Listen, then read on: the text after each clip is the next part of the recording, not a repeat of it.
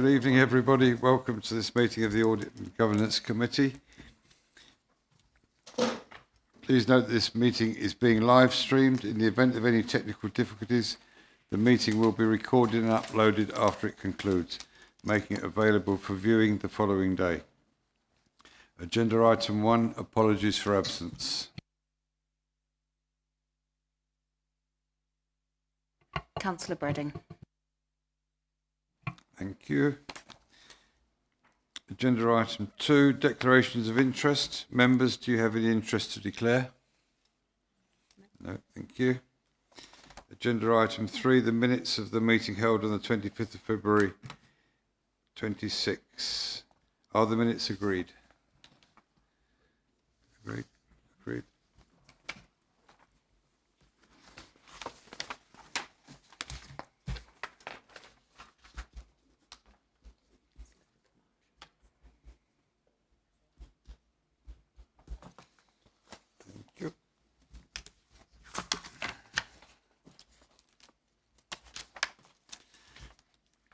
Agenda item number 4, a verbal update on the external auditor's annual results report.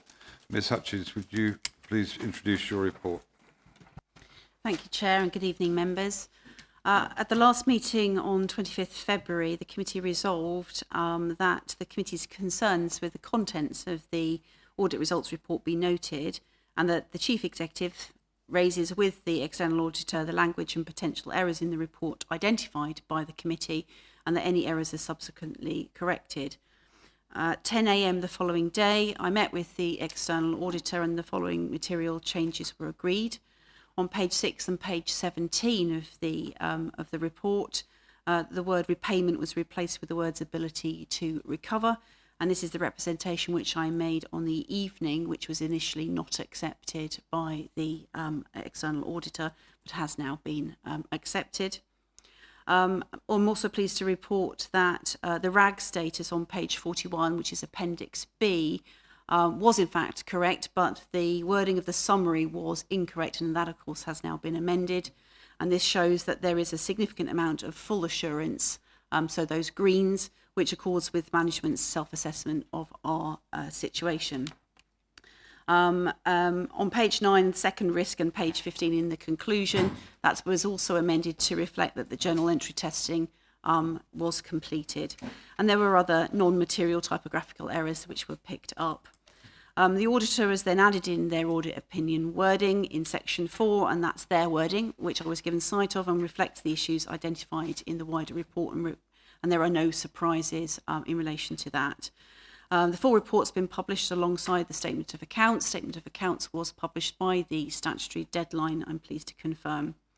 Members, also just to confirm, as the external auditor made a statutory recommendation under section 24 and schedule 7 of the Local Audit and Accountability Act 2014, that recommendation must be considered at a public meeting of the council within 1 month of the recommendations being sent to the council. And as at the date of tonight's committee, that recommendation has not yet been received. And so, members, I hope that that is helpful verbal update to close the loop from following the last meeting. Thank you, Ms Hutchins. Members, do you have any questions? Ms Mills. Thank you very much, Chair. Thank you very much, Angela, for the update. It's pleasing to note that the report or the factual incorrections were corrected. In terms of moving forward, how are we managing the relationship with the external auditor so that we are not in this position next year? Thank you. Thank you, Ms Mills, and through you, Chair. I can confirm that the management relationship with the external auditors has been extremely good, and I think it is a reflection of the strength of that relationship that the amendments which have been made have in fact been made. Certainly I have had personal experience where that has not always been the case. We remain committed, as you know, to achieving unqualified status on our accounts before vesting day. That remains our objective, and we will be reviewing that with colleagues across finance to understand how we can push that forward. We know that our external auditors are a bit cautious about that, but again, we'll be pushing that agenda really hard. Any further questions? No. It's for the update, Ms. Hutchins. Thank you. Agenda item 5, Internal Audit Quarterly Progress Report. Mr. Barnes, would you please introduce your report? Thank you, Chair. So this is our regular report to the committee outlining the progress we're making in delivering the plan for the year that was approved by the committee last year. And then this work will contribute to the assurances the committee get about the effectiveness of our arrangements as they've operated during the year, so that that will help give you assurance over the annual governance statement that will be included in the financial statements for 25-26 and presented to the committee after the year end. So in terms of the actual substance of the report, Appendix 1 provides a status update on each of the pieces of work in the plan, and we do keep the plan under review in accordance with any resource or issues that arise within the council, so that we can assist with addressing those. As reported at paragraph 4.2, there have been no significant changes to the plan since the last report to the committee in January. As we set out at section 5, our level of sickness absence has much improved compared to last year, mainly as a result of a member of staff who experienced high sickness levels in 24-25 leaving the team. In terms of the delivery of the work, work is progressing and being completed, and at this stage we've got about half of the planned audits are completed, although the reports are yet to be fully agreed in some instances, but these are moving forward. About a third of the work is in progress, and then half of the final items are planned and ready to start, and with 3 that are not yet due to start. So overall, we are behind where I'd like to be at this point in the year, but we are working hard and making arrangements with colleagues and the contractors to keep the work moving forward and being completed. And I do remain confident we'll be in a good position with a good range of work to support my annual audit opinion when we come to present our annual report to the committee in July.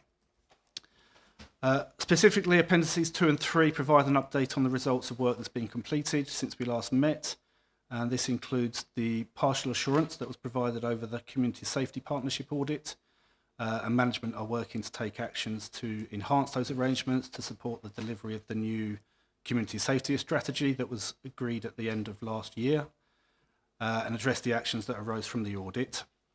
And satisfactory assurance has been provided over the implementation of the actions to enhance performance management arrangements. That's Appendix 3. That's all I want to say in way of introduction, Chair, but happy to try to answer any questions the members may have.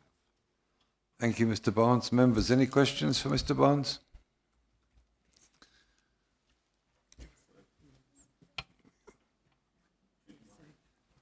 Councillor Dearson? Sorry, my first question on, Chair, on business rates, contract resource scheduled for March and January. The work's already terms of reference agreed, which is excellent news. So thank you, Andrew, for that. But in another department, we have terms of reference being discussed in January and still being discussed. So I'm just wondering, is there an instance of a roadblock in agreeing terms of reference this committee should be aware of? And what would the audit team consider is an acceptable time frame to agree terms of reference?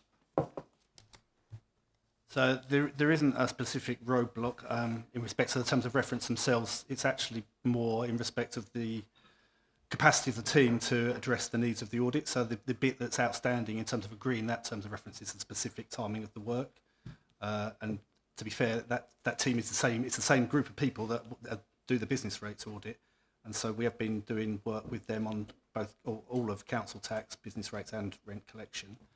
And at this time of year as well, they're quite busy in terms of billing and making sure everything's ready to go for the next financial year.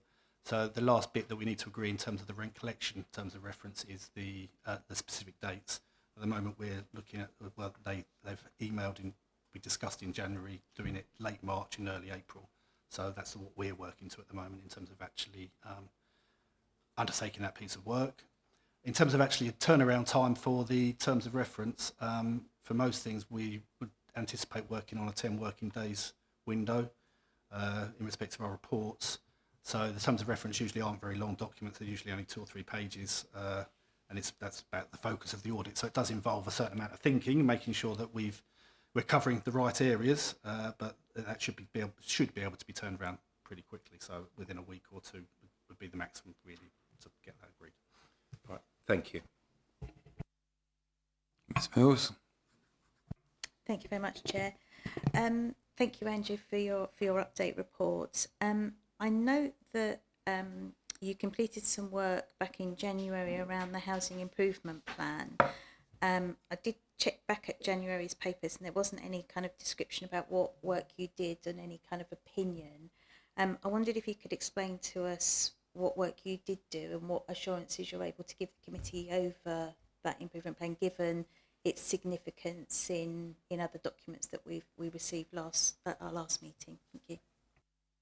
So that piece of work featured within our advice and support sort of stream of work. So we don't actually give an opinion on those because we're kind of working alongside management to kind of help them and to be a critical friend in respect of the arrangements they're putting in place to address things.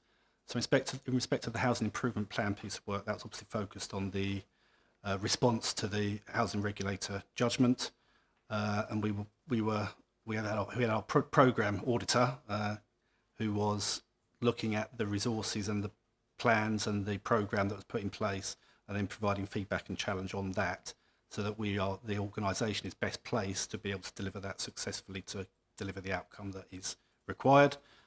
Management have bought into some of the suggestions that she made to improve things. So I think that is moving forward in a positive direction of travel at the moment. Lovely, Andrew, that's really pleasing to hear. Thank you. Councillor Dearson? Thank you, Chair. I know we're going to discuss the internal audit strategy further down as a separate item, but it references effective management responses within 10 working days. I can see we have draft reports being discussed in January with no change in the latest update. So my concerns are, does audit have any concerns in the effective management of the officers, and does internal audit have any assurances that these draft reports can be agreed by the next audit meeting? Thank you, Chair. So it's not just management, to be fair. We're sometimes a blocker in respect of that. So everything does have to come through me, and so I'm getting reports from, obviously, in respect of Southend and Castle Point. So there's quite a lot of reports for me to turn around. So sometimes that does take longer than we would like, and then partially because of that, possibly we're not as engaged or as kind of pushing back to management if we're getting delays from a management side as well. So it does all happen, but sometimes it takes longer than would be ideal. Okay. Just responding to that, if I may, Chair. I understand, and I know the amount of pressure you're under, and the challenge we've had over the last year, and all the excellent work done by the committee. So, I suppose my question is that 10 working days realistic, or would you want to consider moving that time frame in the short term to give you, so that we're not missing deadlines? So probably 10 working days is ambitious, but it's an aspiration that I do want us to work towards, and then we'll be reporting to you how successfully we're achieving that. And if it's not been achieved, then potentially we might look to refine that target next year. But I think that is the kind of timeframes that we should be looking at. So that's what I would still stand by that as the target, and then I'm sure you will hold me to account against that when we report back to you how we're doing against that over the course of next year. Ms Mills? Thank you, Chair. In relation to the audits that have not yet been finalised, but the reports are in progress or nearly finalised and waiting for your review, is there anything of significant importance or a significant weakness at all in any of those that you need to bring to the attention of the committee at sort of now, rather than waiting for them to be finalised for the next meeting? Thank you. There's nothing urgent. I think one of the reports in particular probably won't make brilliant reading in the end, but management are very engaged with that in terms of addressing that already as part of the discussions over the report. It's not kind of immediate concerns that need to be addressed sort of like urgently, but it's improvements that should be made so that we're delivering a more effective service overall. So that's the one that you will see, and I'm sure you'll have some questions when that does come to you. The others are in reasonable states. They won't be particularly detrimental reports when we get to them. Councillor Dearson. Thank you. Yeah, just Chair, looking at high-risk items, we have a couple of high-risk items in procurement and contract management, which was down as Q4 at the last update, but we've got no update showing now, just a note that it's going to be looked at in Q4. Bearing in mind the concerns raised by auditors, I wonder if there's an opportunity to move these further up further up the ladder so that they're not Q4, as they're the only two high-risk items we've got, and I think it would be good to get both of them closed off earlier than Q4. Thank you, Chair. I think that's a helpful suggestion, actually, Councillor. Given what I just said earlier about the challenges with timing of some of the audits with other departments, we can reschedule our resources so that they then do those bits of work instead of doing the what we were planning to do at the current time. So I will take that into consideration and try to get those done much sooner rather than later. Councillor McCarthy-Calvert. Thank you, Chair.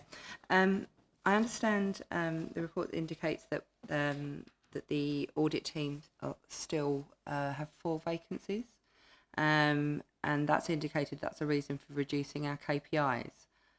Am I correct in reading it that way? And so, do we know what proportion of the audit plan is outsourced currently to the external contractors, and what is expected to be resolved in those vacancies, and because that's been quite some time now?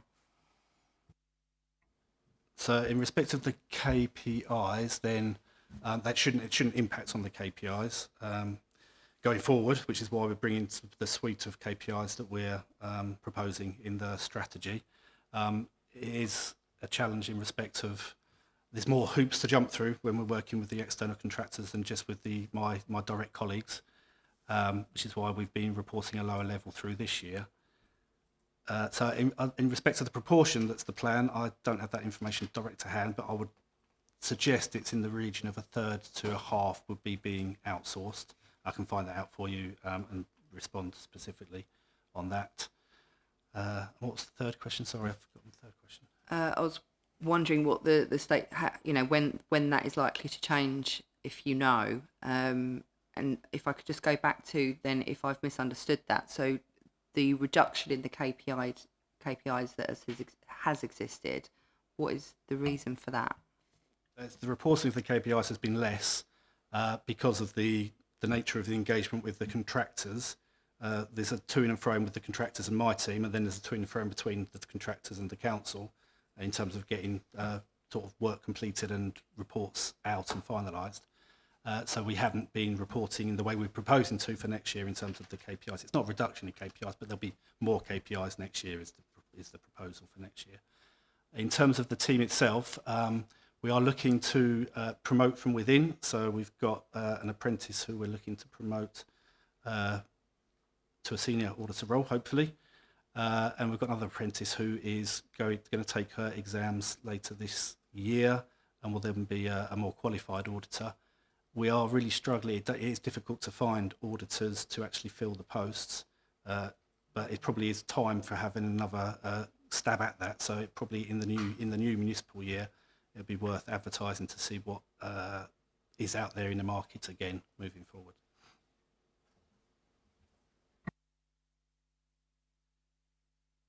Councillor Dearson. Thank you, Chair. You'll be pleased to know I only have 2 more questions. The first one, in the report we have items referenced as the check actions agreed have been effectively implemented. So we've got things like cyber security, substantial assurance, which is fantastic news, satisfactory on fire and safety, and partial on the community safety. I was just wondering, where we have an example of partial assurance, will this require follow-up? And if so, is it possible we could have timeframes to the next report when we come to next audit report, as what the timeframes might be on removing that partial assurance and getting satisfactory or substantial? So the partials will be followed up by us as part of our subsequent audit planning. I think in the instance you're quoting there, that was a partial in respect of an original follow-up. So that's where further progress does still need to be made by management, and we're reporting to you that although things were agreed, they haven't yet been implemented.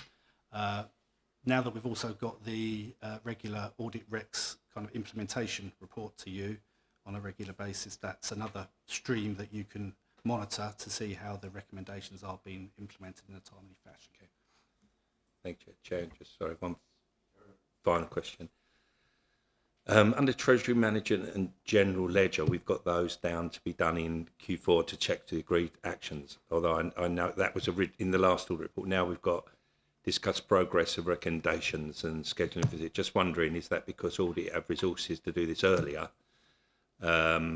Or is it that we may miss the deadline? And I suppose it's, if we don't have great concerns on the General Ledger and Treasury Management, bearing in mind that we had procurement as Q4, is there a possibility to switch those maybe that could the items could switch it? And I suppose the only other point on Treasury Management and General Ledger is there's no risk rating. There wasn't one in the last report, and it still doesn't have a risk rating. Apologies, that's my That's no oversight for not getting that included. But in respect of the timing of those pieces of work, the follow-up work we aim to do shortly after the last implementation date that was agreed, so that we can kind of get in there pretty quickly after the time that management have said that they'll get things implemented by. But equally, we don't want to do it. We don't want to spend resource doing things if we're going to tell management stuff they already know. I think it's more useful for our resource to be used trying to find things which management don't know, so we can provide them with information they can then act upon. So we're having that conversation now as to what's the right timing for those particular follow-ups to take place for General Ledger and Treasury Management.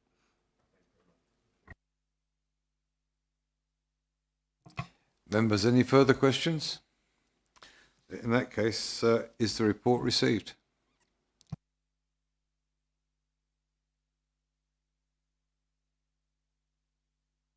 Agenda item 6, monitoring report of governance arrangements as presented in the annual governance statement. Mr. Brooke, would you please introduce your report? Thank you, Chair. So this report offers assurance regarding the operations and effectiveness of the Council's governance arrangements as presented in the annual governance statement for 24-25.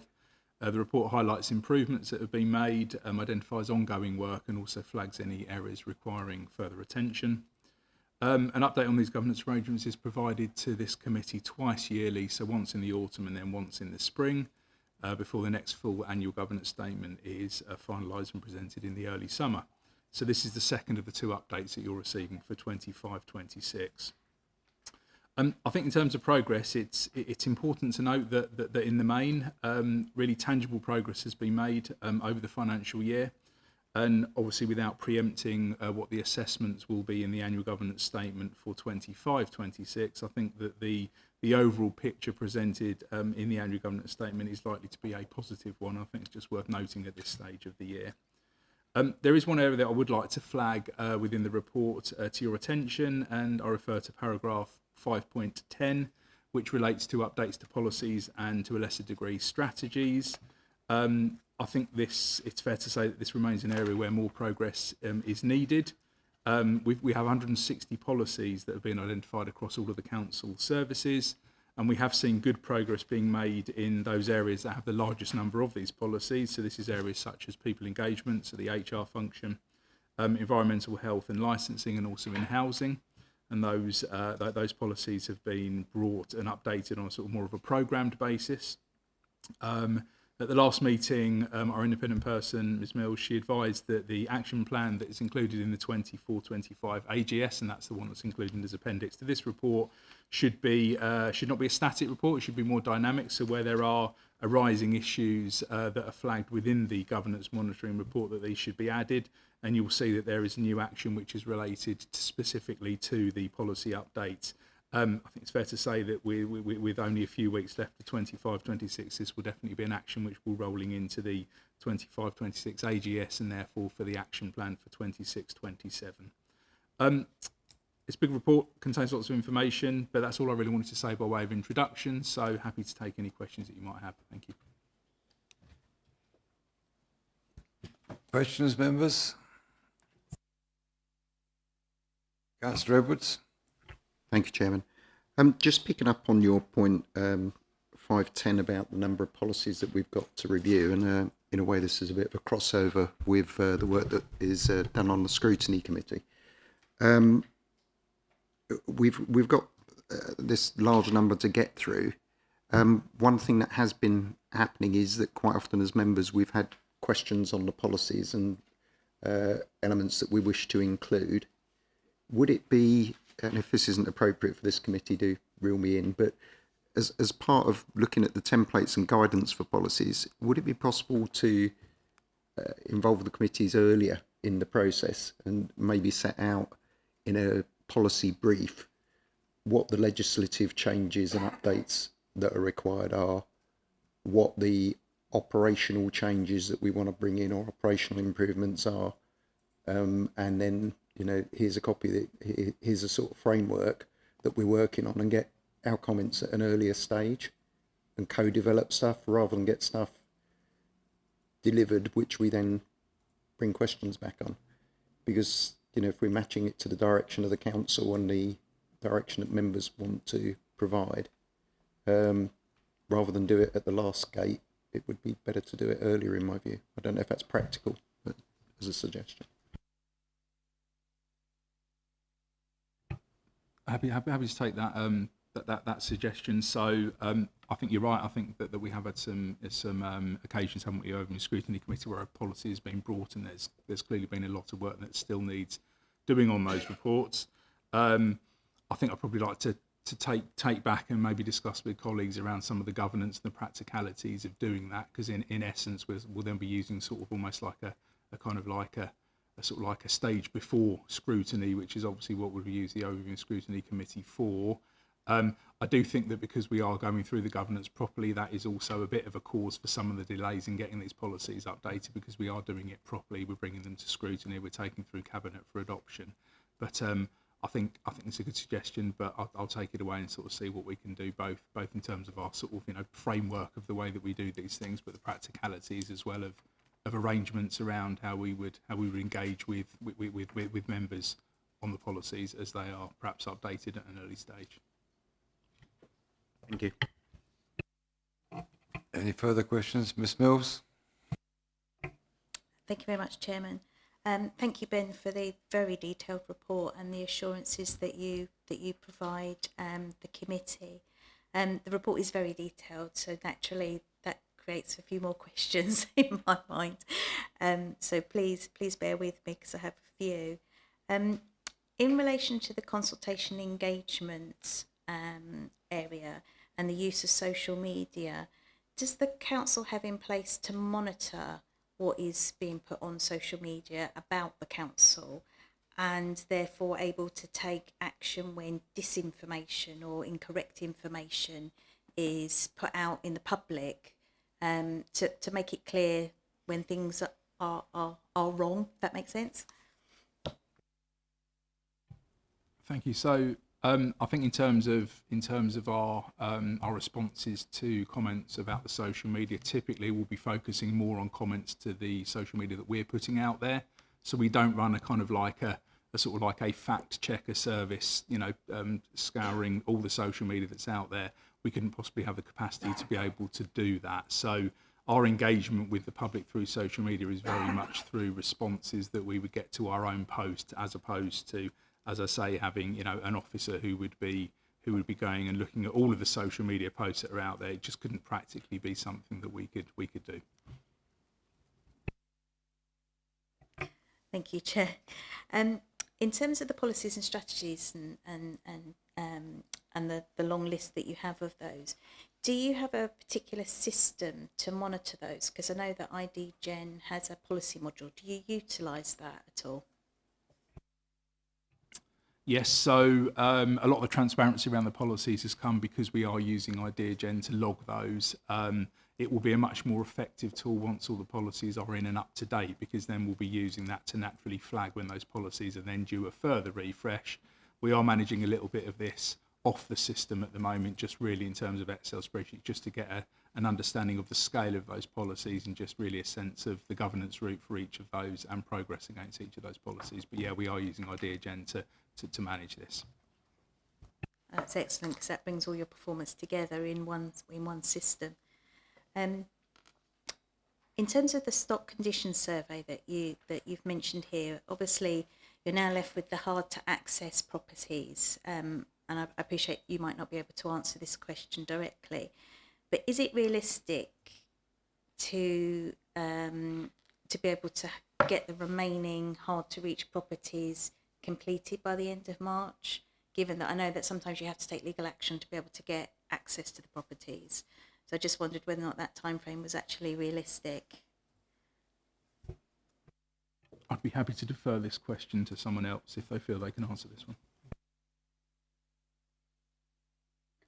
Yes, so the target remains to get them done by the end of March, but you're absolutely right. There are, and there always will be in situations like this. You've got to remember we're doing the stock condition surveys in one go. We will in the future be spreading it out over a longer period of time, so there'll be regular updates. But yes, the target remains to get it done by the end of March. I think if we push that back and kept pushing that back, then we'll never get there. So by having that target, it keeps the contractor on track, but also it enables us to better manage the resources should we have to take legal action to gain access into properties. I have to say that most of the tenants have been obviously very cooperative with us. That's good to hear. Thank you.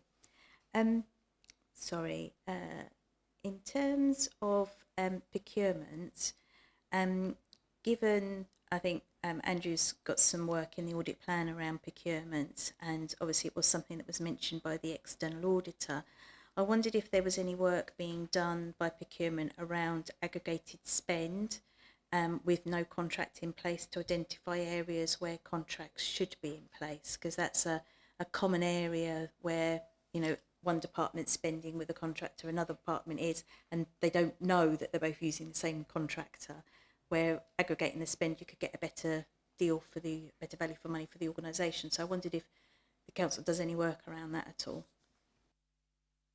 So one of the improvements that have been made with procurement in general has been making sure that we do have an up-to-date procurement and contracts register, which will naturally identify those areas where perhaps there are contracts which are being let with the same contractor. I think in terms of the aggregated spend side of things, I'd need to check on that because I wouldn't be able to give you an accurate answer right now. But yeah, I can take that back and check with the finance team. I think typically that would be who would help with that. Thank you. And then just one last question, Chair, if you will indulge me. In terms of the counter-fraud arrangements and the investigation service that you've referenced into your report, I think you've been extremely diplomatic in your wording in there, because I don't actually feel that the current arrangements, and I know it's on the agenda for tonight, I think your comments don't necessarily reflect perhaps the difficulties the authority has had around the reporting and the effectiveness of those arrangements. I think you could have been a little bit more explicit there about, I know you've put in there that we're reviewing options, but I think you may have come across a bit more of a rosier picture than perhaps is happening, but that was just a comment from me. Thank you. Thank you. Comment noted. I think what we'll do is we'll make sure we reflect that in a bit more detail within the actual annual governance statement for 25-26. Thank you. Councillor Edwards. Just a quick follow-up on the contracts register. I understand the contracts register is actually of the commercial agreements in place, but are we also putting all of the contractors and categorising them in an easily searchable way in the CRM system that we're implementing? So I don't think that will be going into the CRM system. It's not currently on the plan to go into the CRM system, but we would have data available that would allow us to, I think through the analysis of the spend, to be able to look at the data there as opposed to those councils, those organisations that we just have contracts with. So how are we managing the day-to-day data of who we're in contact with? Have we effectively got two parallel CRM systems then? Because you must have something that manages who we call for what with the contractors, etc. So we would have details of suppliers within our financial system. I don't think that would be registering when contact is made with those suppliers. But I'm not quite sure whether that's something that would be putting into the CRM. I understand the point you're making about, but therefore we can then see, who is contacting a certain supplier about certain things. But I think we'd typically be picking that up more through the financial systems itself. Apologies if I've misunderstood the crux of the question there. It's more that I'm just used to seeing a finance system linked to a CRM system and everything all in one place. If it doesn't work within this type of organisation, then it doesn't work. But if you've got a contact management system where people can, for example, look up supplier and the type of supply they do, it could save a lot of research if you already know they exist. I don't know who's got access to the finance system to do that, but we might not have that in some of the frontline roles where they're beginning an initial search for procurement, for example. So. Let me take away the suggestion. I'll talk to the people involved. Thank you. Any further questions, members? Ms Mills. Sorry, Chair, I've just got one more question. I noted from your report that you've had 27 formal complaints against members so far this year. Can I ask, how does that compare in recent years? And is there any themes that are coming out from these complaints that requires some kind of action to address in terms of training or development, kind of thing? Thank you. Thank you, Chair.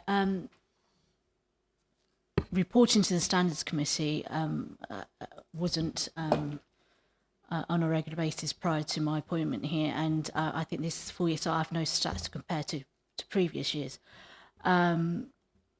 Against other councils, I couldn't tell you if it was high or low, but the main themes are social media, issues on social media. We do have member training for that, and again, I have no magic answer to how we deal with comments on social media, but yes, that is what is causing the number of complaints at the moment. Thank you. Councillor McCarthy-Calvert. Do we have statistics on the number of complaints versus the number of complainers? That will be coming forward in future update reports. Thank you, Chair. Any further questions, members? Members, is the report received?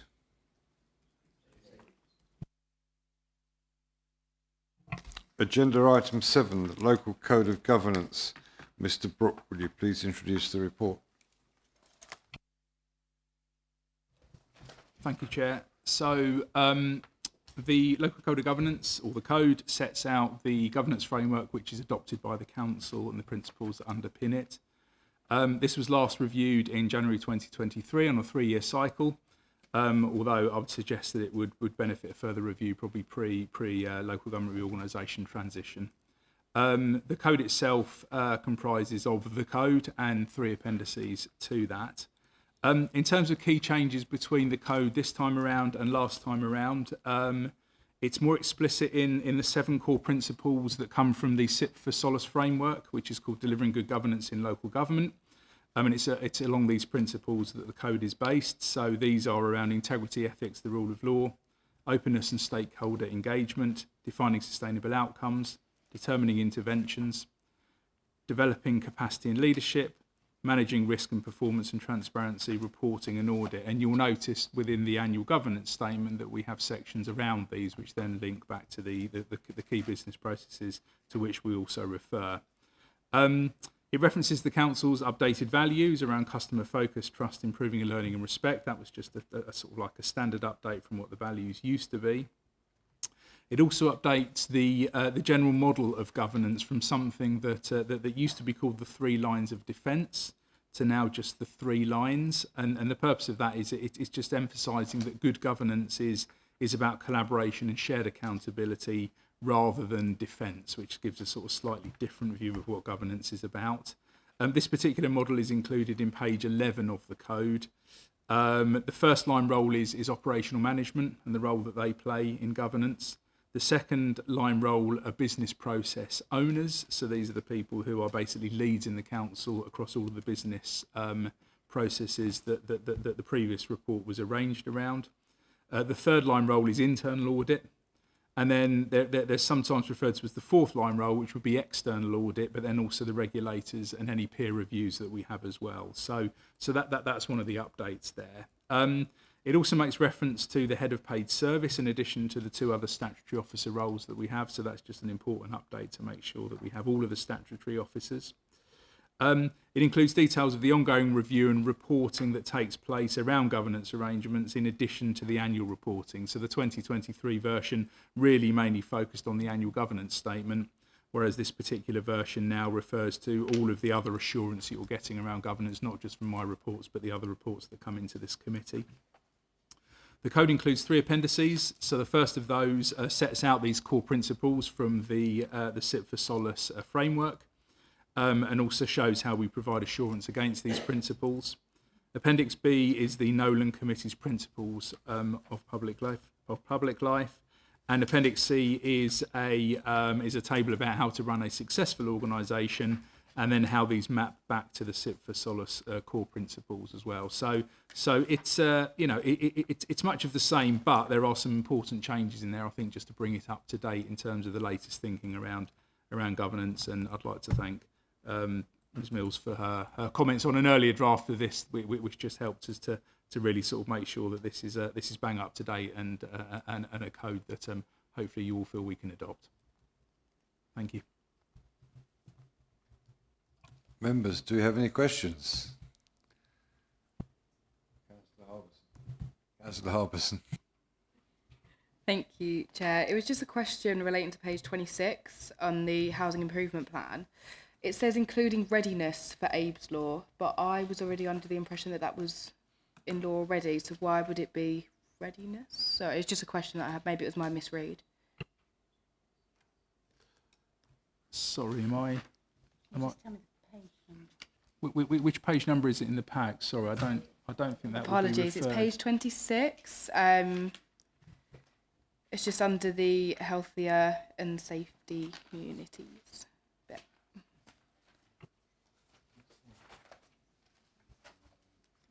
Was that the previous report? So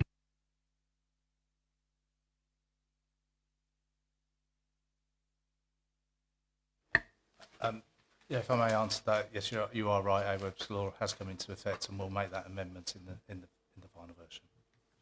Thank you. Any further questions? Thank you for the report and the updated local code, Ben. I think this is a very good document and represents really good practice in terms of the guidance. I particularly like how you've linked your core governance areas to the commitments under the principles, and also the appendix regarding the questions that the public might like to ask in terms of how to run a good organisation. I think that's really, really, really helpful.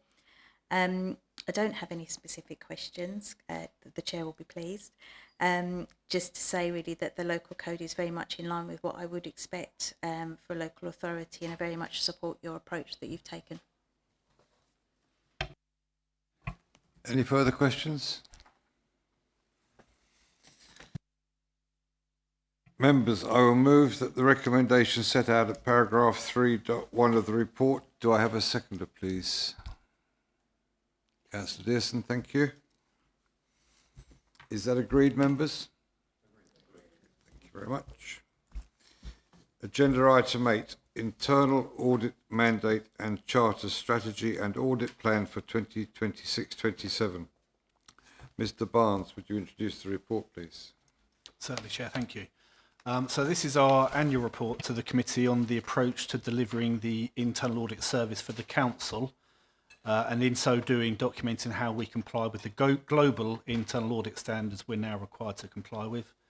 It includes the specific internal audit work that is proposed to be delivered during 2026-27, and how this will provide assurance to the committee in respect of the council's corporate risks. I'm afraid there is quite a lot of material required by the standards, so as a result we have The mandate and charter, which explains what internal audit is and what it is for, and that's at your Appendix 1. A strategy that explains how we go about delivering that as a team, and this is Appendix 2. We have the plan that captures the specific audits that we propose to undertake during the forthcoming year, which is Appendix 2A. And we have a table showing how we think the planned work contributes to providing assurance to the committee over the council's management of its corporate risks, which is at Appendix 2B. The background documents are very similar to those previously in place, and they've all been reviewed and just tweaked as necessary to address the requirements of the global internal audit standards.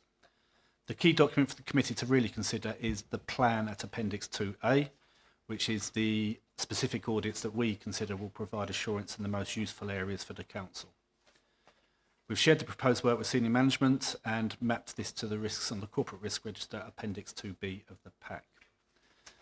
There's much going on at the council, not least of which is the move towards local government reorganisation, and this will be a key item for our work aimed at supporting the council's readiness for implementation. I envisage this will take two forms. Firstly, to provide support and advice on a programme of work the council will need to be doing to prepare for LGR, as well as with the partner councils that it is joining up with once we know who those are. And secondly, assurance work for management and members over the outcomes from some of that work and the preparedness for the council to move into the newly configured unitary authority. Other items in the plan are aimed at providing support or assurance over newly introduced or amended arrangements or items where the council recognises that it is facing risks. As I said, we've mapped how that work supports the addressing the issues in the corporate risk register, Appendix 2B. Hopefully the committee agree that our proposed work is targeting the right risks and issues, but I'll be happy to receive feedback and comments that the committee have. That's all I really wanted to say to introduce the item, Chair, but we'll try to answer any questions members may have. Members have any questions? Councillor Harbison. Thank you, Chair, through you. There was just a couple of amendments that I would request that I've noticed, and it's all related to that ABES law again. It's the same wording of readiness for ABES law rather than already implemented. And that is on page 34 under council housing, again page 34 under stock condition, and then a page 35 under housing revenue account. Could those amendments be requested, please? They will. I'm happy with that in terms of the sort of the first phase of ABES law, but we're also looking forward to phase 2, which is coming in later in this calendar year. So absolutely take away the points in respect of phase 1, which were last October. Absolutely, yeah, thank you. Thank you. Ms Mills. Thank you very much, Chair. Thank you very much, Andrew, for your documents here. I very much support the audit plan, and I think that very much includes some of the key areas that you would expect to see in the plan for an authority at this particular juncture of time. Just a few questions. In terms of the internal audit service compliance with the standards, when was the last time the audit service was reviewed, and when is it next due for review? It was last reviewed externally so the external quality assessment was undertaken in 2017, so that is now overdue, to be quite honest. Obviously I do an internal audit quality assessment review each year, but the external review is now out of date. Okay, thank you. Presumably it wouldn't be appropriate to conduct one at the moment with LGR on the cusp of happening, and it would be presumably better to do that once a new audit service was in place for the new authorities. That would be my view. I think if we were to do one now, we'd get assurance over the service that's being delivered currently, but then that would become redundant in short measure in 2028 when we'll be joining together with other audit services, and then we'd need to do it. So my proposal would be that we undertake that after the first year of the new authority being in place to assess what the new internal audit service looks like. Thank you. If I may, Chair, there's a couple of things that I'd like to suggest that maybe you might want to include into the document.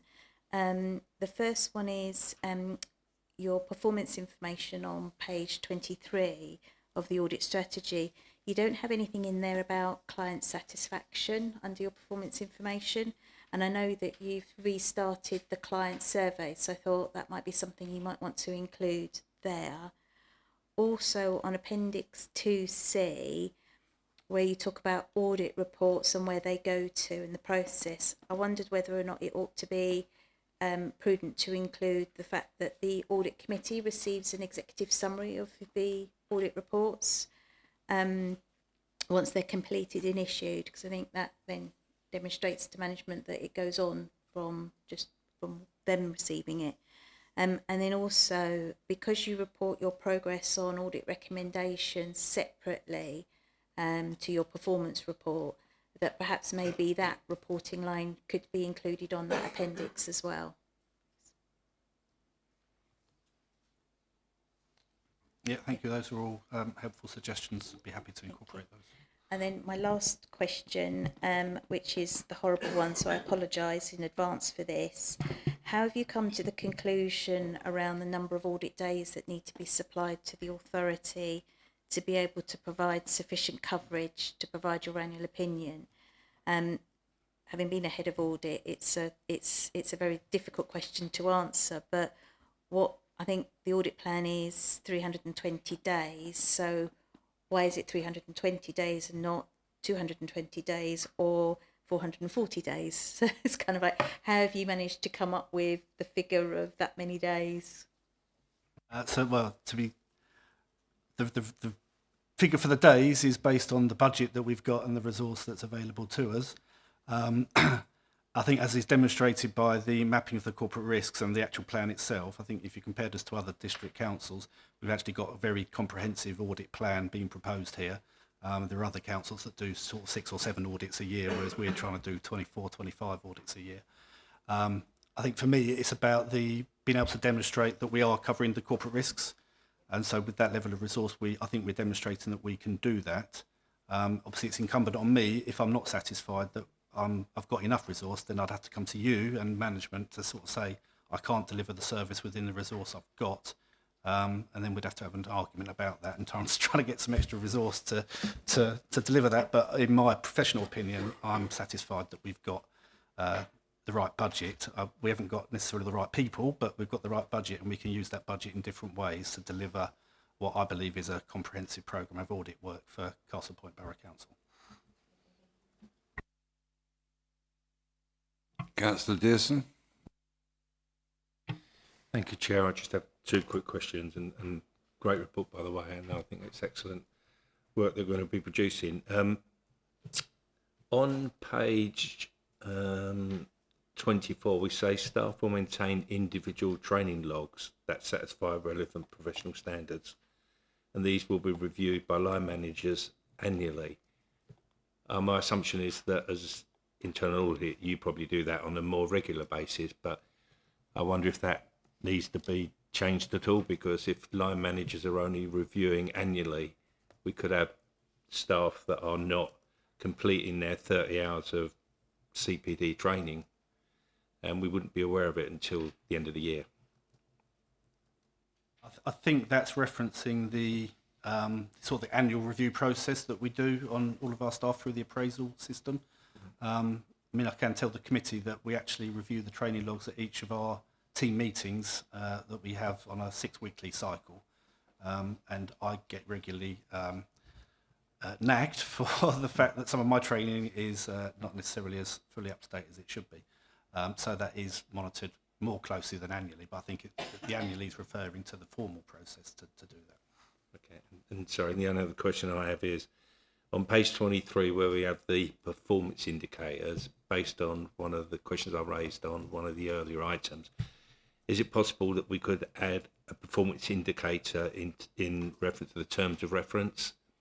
So when you go to the various business and say, these are the things we would like to audit, there's a turnaround time that we put in. I know you mentioned 10 days, so could we add that in there so that then we can monitor where internal businesses are not meeting that 10-day turnaround? I mean, that is feasible, but obviously the more things we have to monitor, the more resource it takes to do that monitoring. But if that's something the committee would like to see, then that is absolutely possible. Well, I'm just concerned that if you're going to a business with the terms of reference and it's what you want to audit, and they just don't come back after 10 days or 20 days or 30 days because either they're not ready to do the audit because they want to go and do some work before you audit those terms of reference, then that becomes a challenge. So I would like to see something that makes them accountable. The terms of reference is what you're going to audit. So you've already decided what you're going to audit, unless they want to challenge that. And if they want to challenge that, I would expect 10 days to be long enough to come back and challenge those terms of reference. Yeah, I absolutely agree. It is, Thank you. 10 days is long enough. The point of the agreement is just that it's a consultation process, really. So we do our research and we raise the issues and the risks and the controls that we'd expect to see in place for that area of activity. And then we consult with management to sort of say, this is what we're proposing to do. Do you agree? Is there anything we've missed or you would like to have included as well as or instead of? And then we can have a discussion about that. And then we'll finalise it and then come and actually do the work. So, but I do agree 10 days is ample to turn that around between us. Councillor McCarthy-Calvert. Similar question. I mean, I was wondering what mechanism exists to follow up on previous audit recommendations. So the way we do that is if an audit receives either partial or minimal assurance in the first iteration, then the action plan will have target dates for delivery of those actions. And then, as I said earlier, shortly after the last of those dates, we'll arrange to come in to then follow up with management and look at the evidence to support what they've done in respect of those actions. And then we'll report that back to the committee once that piece of work's been completed. We have now, over the last probably 18 months to 2 years, we've now got the regular report that comes to the committee, just sort of outlining the high level in respect of where actions are against their timelines.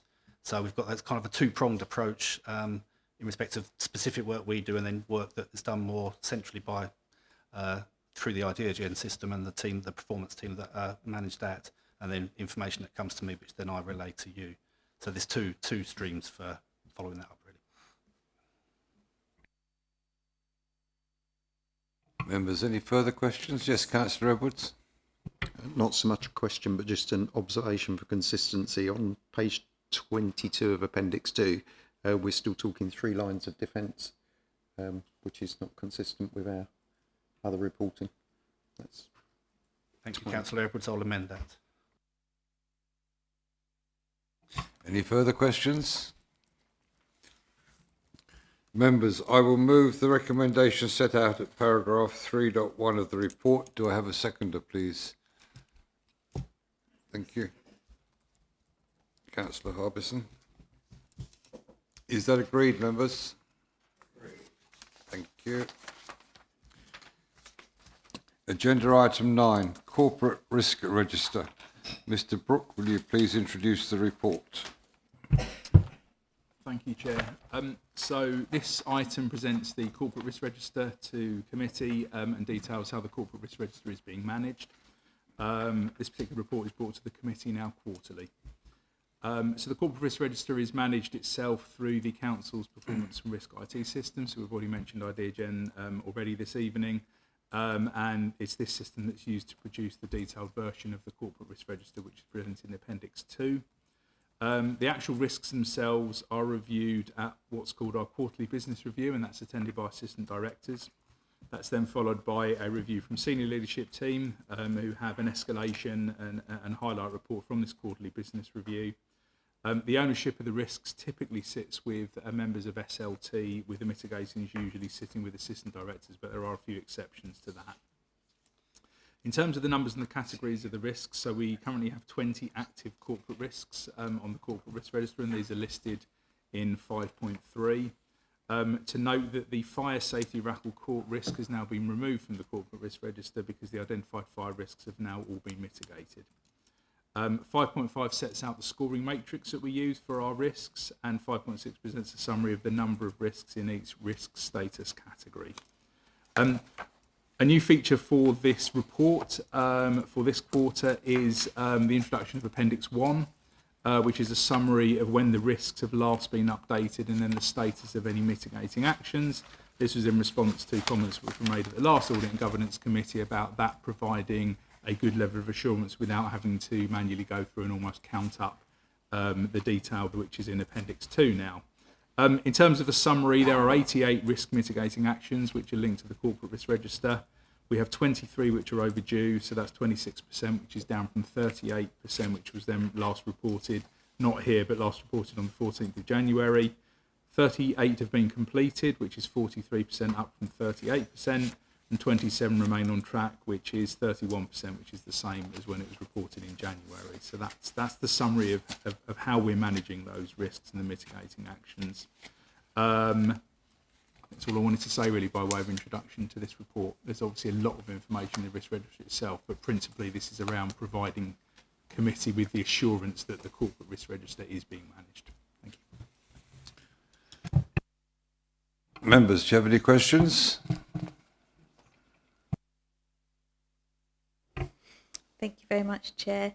Thank you, Ben, for your report and the additional appendix, because I do think that that does provide a really good level of assurance for the committee over how the corporate risks are being managed and gives us comfort that they're being reviewed and they're being updated.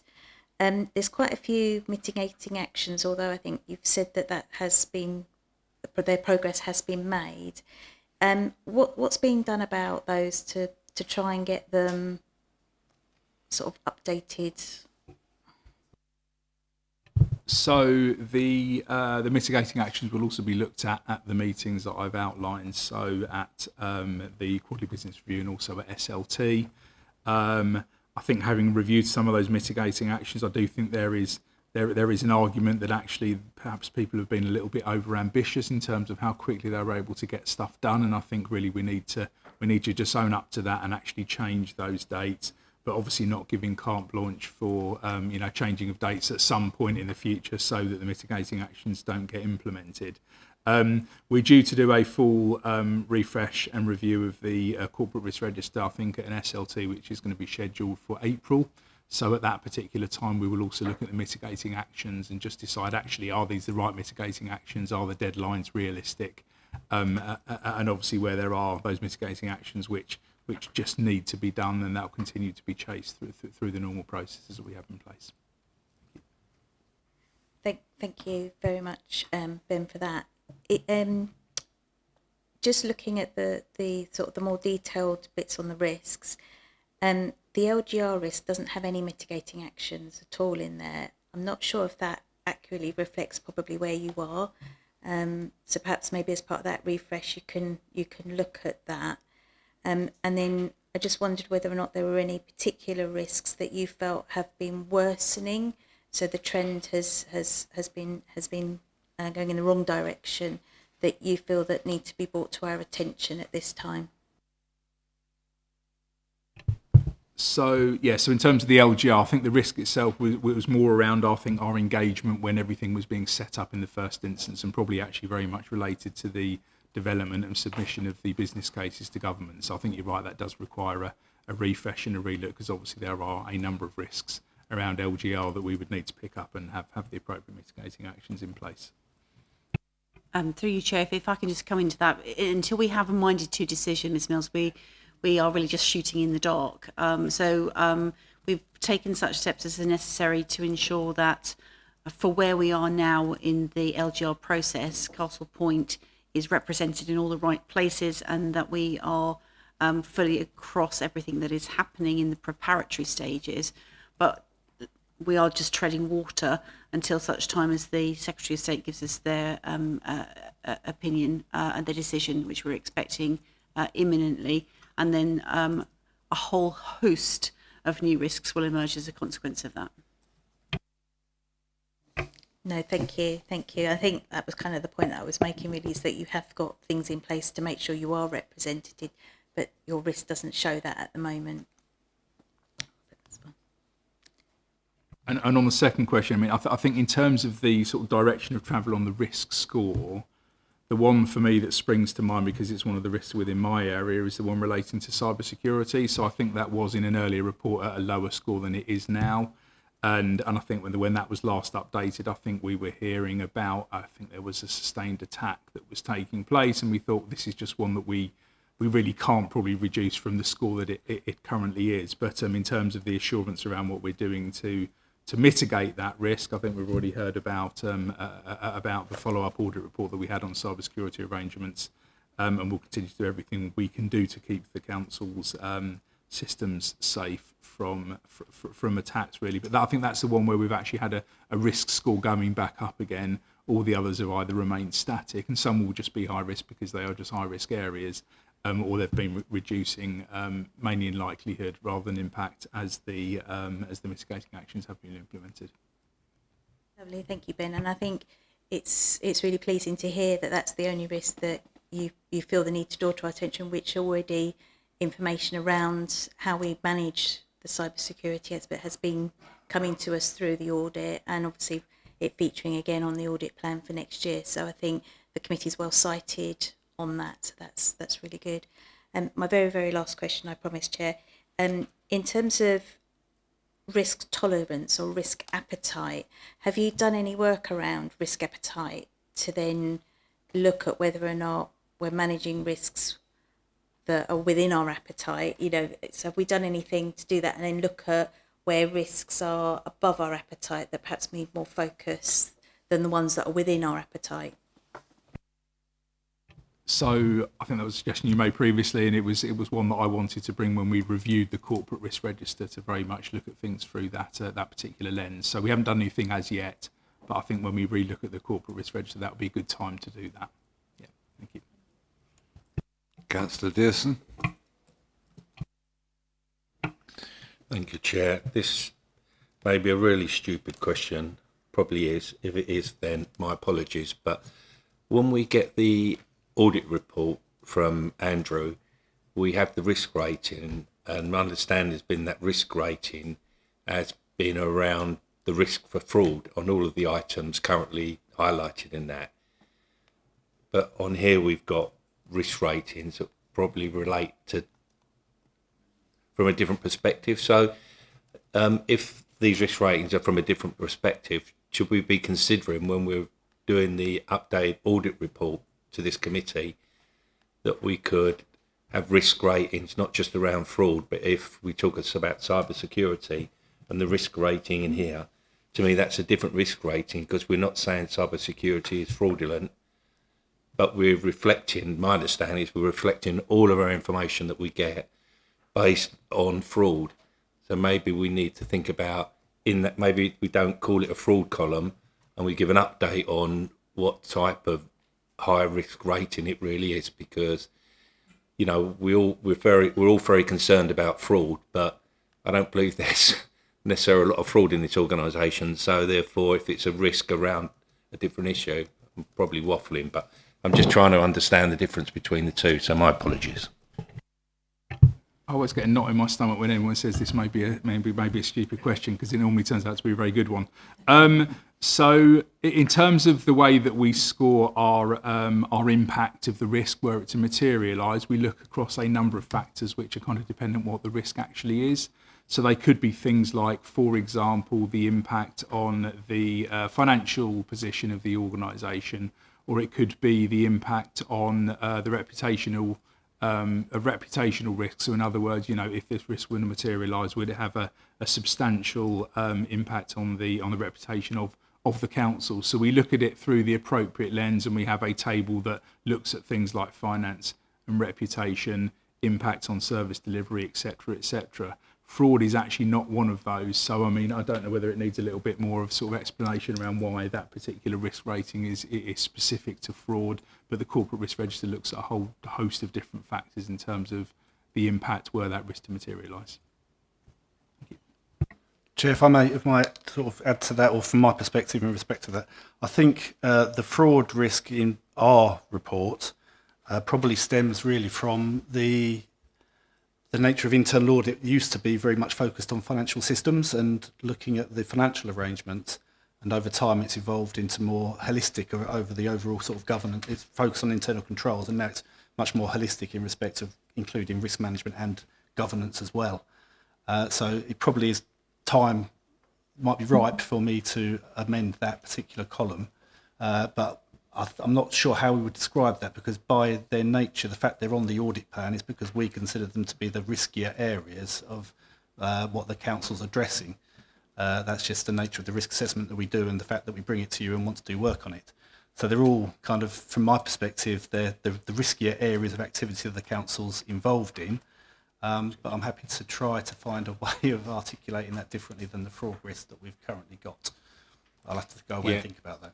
Sorry, Chair. It's just, I think you could have something that's fraud risk because the nature of the particular item that we're auditing on, but you could have something else where, say for example, fire safety. I'm not considering that anything they could possibly do is going to be fraudulent, but if that fire safety isn't managed when there's an issue, it could have a financial impact on the council in terms of if anyone's coming in and suing us because we haven't done the right thing around fire safety somewhere. So it's like that may be medium from a fraud perspective, and I think I've raised this before, but it could be high risk from a perspective of what the implications of the council are. What I don't want to create is I don't want to create a load of additional work for you because you've got enough when you play at the moment. But I just wonder if, maybe not now, but as we move forward, if that's something we could think about of how we could build that column between the council and the committee to make it more meaningful. So I think, as I said, the fact that items have made their way onto the audit plan indicates that we and management agree there's a risk there that we want to provide, and they want to receive assurance over that the arrangements are in place are optimised to mitigate that risk. The focus on fraud risk, I think, stems from the kind of that traditional lens of internal audit, and as I said, maybe it's time to update that. So I will take that away and think about it. Councillor Edwards. You did provide us with some assurance that we've not seen any risks rise, but I was just looking at the page 69 and the comments on there, so I just want to check that this is all up to date, because we were looking at homelessness and there's a specific comment in there about ongoing strain and the rising pressures on the housing market. We've got the Renters Reform Bill, I probably got that wrong, coming in, which is reportedly driving private rented accommodation out of the market due to the new difficulties with eviction, etc., that are perceived by landlords. But in here we've got a number of things that say that the notes are added in July 25, September 25, talking about staffing issues, etc., and having interim resources in place for 2025. So is the current status on that one in particular up to date in terms of our perception of the risk with the changes we've got going and the actions we've taken? Because we've got a lot of complete actions on the next page, but there are specific risks there. Thank you, Councillor. I'll answer that. My apologies that hasn't been updated, and we'll get that updated as soon as possible. But I'll review that during this week, and if you don't mind, I'll drop a note out. Thank you. I'm pretty sure we're going to see progress on them. So. Yeah, there has been progress. Yeah. Ms Mills.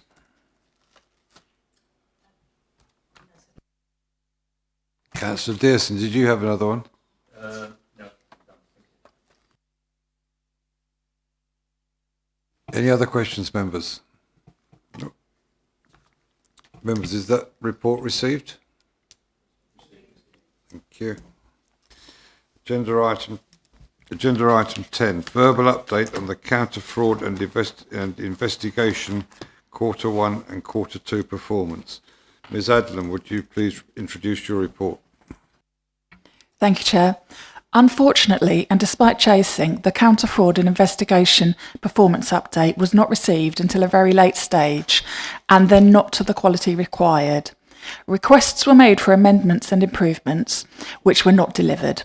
This does link into the next item, but please be assured we will make every effort to ensure that all reports owed are delivered.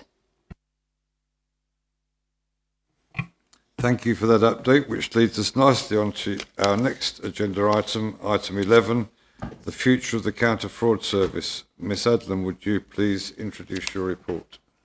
Thank you, Chair.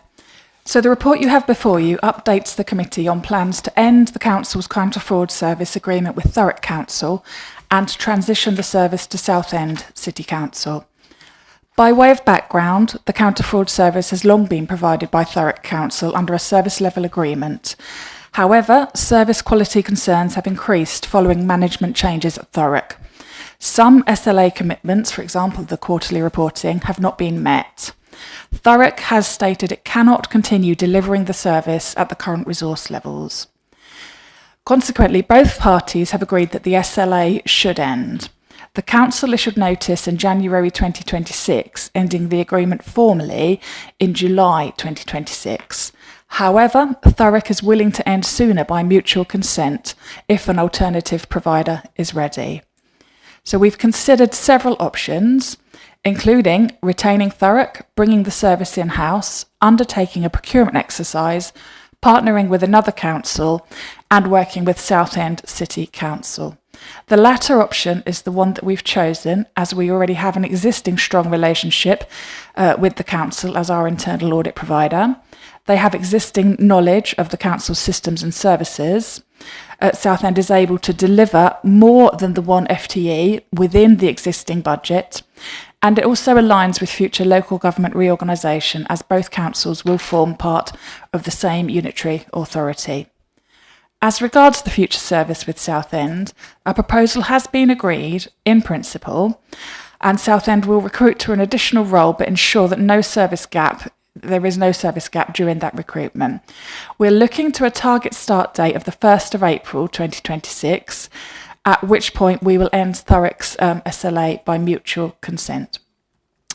We've considered the risks and the implications. So the first one being that if Southend is not ready by the 1st of April, this is mitigated because in that circumstance, Thurrock would continue until July if needed. There is no additional financial cost as it's within the existing budget. There are no legal issues as the Section 151 officer has the authority to enter the new agreement, no TUPE implications, and there will be an improved fraud detection and prevention expected. So this report is for noting only, and the Council will transition counter-fraud services from Thurrock to Southend, ensuring improved service quality, ensuring continuity and remaining within budget. Happy to take any questions. Miss Mills. Thank you very much, Chair. Thank you very much for your report on this and your verbal update regarding not having received any reports from Thurrock. I'm very much in support of the transition of the service to Southend, and I think members are aware that as part of the arrangement for myself, I sit on both Castle Point and Southend's Audit Committee as the independent member. So I've received many reports from Southend's Counter Fraud Unit, and just for members' interest, they've got a very extensive workload and strategy, and do some very detailed reporting. So I think that will be a real benefit for Castle Point for moving in that way. I made my opinion very clear in November about what I thought of the Thurrock report. Given the unsatisfactory reporting and the lack of progress on the strategy and the lack of reporting, they haven't addressed the things that you asked them to. Other than taking the service away from them and giving it and moving it, is there any other remedies that we're seeking here in terms of if we haven't received the service that we had expected, are we recovering any costs as a result of that? So that's my first question, if that's okay. Thank you. I'm advised that we haven't paid Thurrock anything yet for the services received for 2025-26 counter fraud. So absolutely, we'll want to be having those discussions. Excellent. That's really good to hear. In terms of, as I said, very much in support of moving the arrangements and moving that over to Southend, I think that would be a positive arrangement. I think I just need to be clear, or I would like to be reassured of the method in which we're doing this, because lots of local authorities can get caught up under procurement rules in terms of discharging services to other service providers. So I just want to be clear whether we're doing this under a Section 101 transfer of service type arrangement, or if we're doing it under the procurement route through the Local Government Procurement Act, Authorities, Goods and Services Act. I think I just want to be kind of clear which route we're taking. I know it might not be something you'll be able to answer, but I think it's useful to advise members in the legal paragraphs under what arrangements we're taking. And then just be interested to know that if whether the SLA with Southend is just on a cost recovery basis, or do they get a percentage of any fraud recovered? So is there like a performance incentive in there for them at all? Thank you. I would have to check on both items, but I'm quite fortunate, obviously, in that colleague Andrew is sitting over there, so I'll refer on if that's okay. Okay. Members, in terms of the first question, we would use Section 101B of the Local Government Act to delegate the functions to another authority, so that would be mentioned within the SLA. Chair, on the second question, the fee charged to the service to the council will be in respect of the employees that are engaged working for the council. So that will be the equivalent of a full-time investigator and a proportion of management time for the audit manager, the fraud manager. Sorry, but in terms of they'll be working for the council, so any successes that are achieved will come back to Castle Point Council. Yes. Councillor Harbison. Thank you, Chair. I think Ms Mills asked my first question, so she summed that up quite nicely. But my second and follow-up question was going to be regarding the SLA and the future SLA that we would obviously give to Southend.